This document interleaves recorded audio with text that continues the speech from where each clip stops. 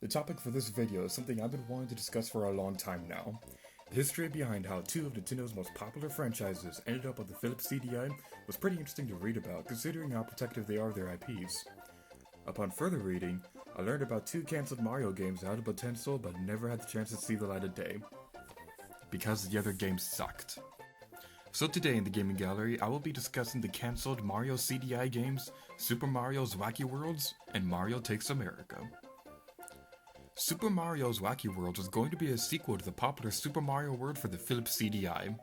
Philips was under a contract with Nintendo to help develop a CD add-on for the Super Nintendo. A company named NovaLogic approached Nintendo hoping to be hired, which ended up with a sales executive suggesting that NovaLogic could work on porting some Super Nintendo games to the Philips CDI, which then sparked the idea of creating a Super Mario World sequel. NovaLogic, excited about the potential of working with Nintendo, had two employees work on the game for 24 hours a day for 2 weeks straight on part of a level that would be sold off to Nintendo. While Nintendo was impressed with the demo, the poor sales of the CDI console led to the project's cancellation.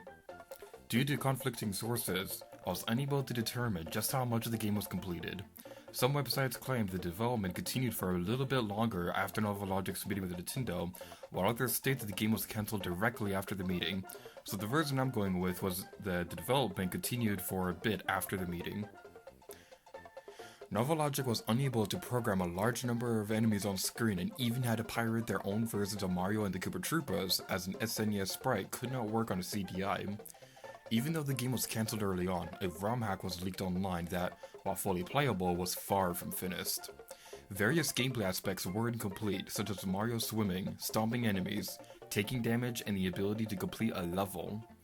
The levels are full of glitches and bugs, most likely as a result of the game being cancelled before they could have been fixed. And now, for a full list of the levels that would have been in the game, or at least the ones I could find.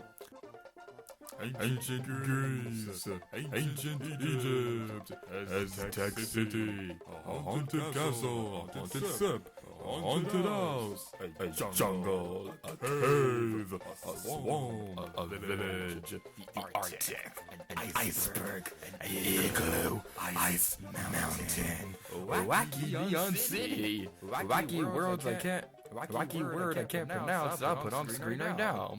Wacky Land Old Played, Tubular Pipeworks, Tubular Sewer, Tubular Chemistry Lab. That's all the info I could find on Super Mario's Wacky Worlds, and now I'd like to discuss Mario Takes America. Keep in mind that because of how early this game was cancelled, I was unable to find any gameplay videos or screenshots, with one exception which I'll show off in a moment. There was footage shown off at the New York CDI conference in the 1994 Winter Consumer Electronics Show, but I was unable to find a copy of it. A Toronto, Canada-based developer named Sigum approached Philips about the possibility of developing an educational Mario game for the Philips CDI. Photographers took on-site pictures of real-world locations to be used as the game's backgrounds using camera cars, speedboats, and helicopters. These backgrounds were very straightforward for the CDI's hardware, which made developing the project very difficult, which ultimately led to programmers quitting the project. Philips, while impressed with the initial plans for the game, ended up cutting the funding for the project out of satisfaction for its progress. Without the necessary funding for the game, Sigam ended up cancelling the project and would eventually go bankrupt. However, prior to the cancellation, Sigam briefly considered reskinning the game as a new Sonic the Hedgehog title, or a completely new series starring a rock star named Metal and a sidekick Heavy. Here's a list for all the levels I was able to find for the game.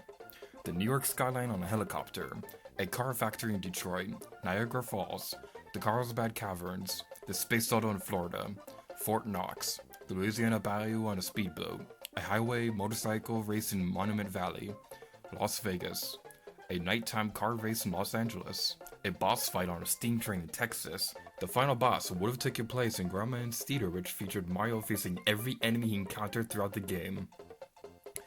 That's all for today, but don't forget to check out my other gaming galleries. I've discussed quite a number of games in the past and plan to continue doing these for however long I feel like.